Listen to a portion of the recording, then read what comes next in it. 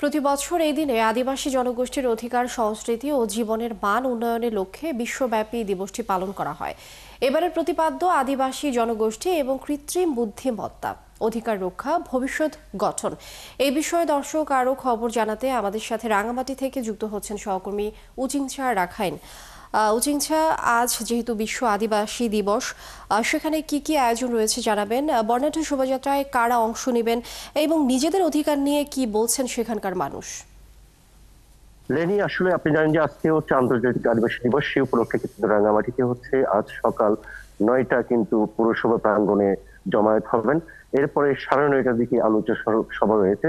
সেই আলোচনা সভায় প্রধান অতিথি হিসেবে উপস্থিত থাকবেন সাবেক উষাদন তালুকদার এমপি মহোদয়। পাশাপাশি এখানকার রাঙামাটিতে যে আদিবাসী নেতৃবৃন্দ রয়েছেন এবং সাধারণ জনগণ রয়েছেন বিভিন্ন উপজেলা থেকে সমবেত বলে এমনকি আমরা জানতে পেরেছি। এর আলোচনা সবার পরে 11:30টার দিকে একটি বর্ণাঢ্য হবে।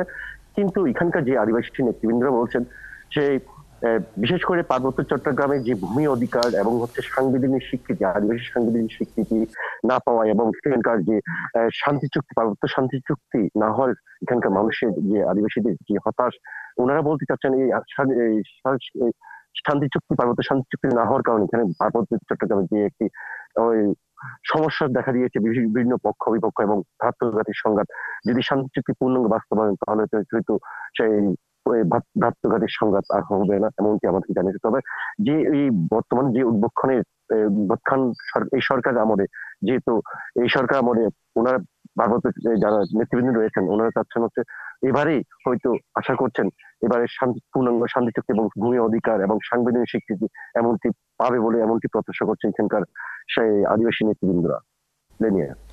উচিংছা রাখাইন, অনেক ধন্যবাদ আপনাকে যুক্ত হবার জন্য। দর্শক, আজ বিশ্ব আদিবাসী দিবস। রাঙামাটি থেকে সহকর্মী উচিংছা রাখাইন যুক্ত ছিলেন এবং আমরা জানছিলাম বিস্তারিত।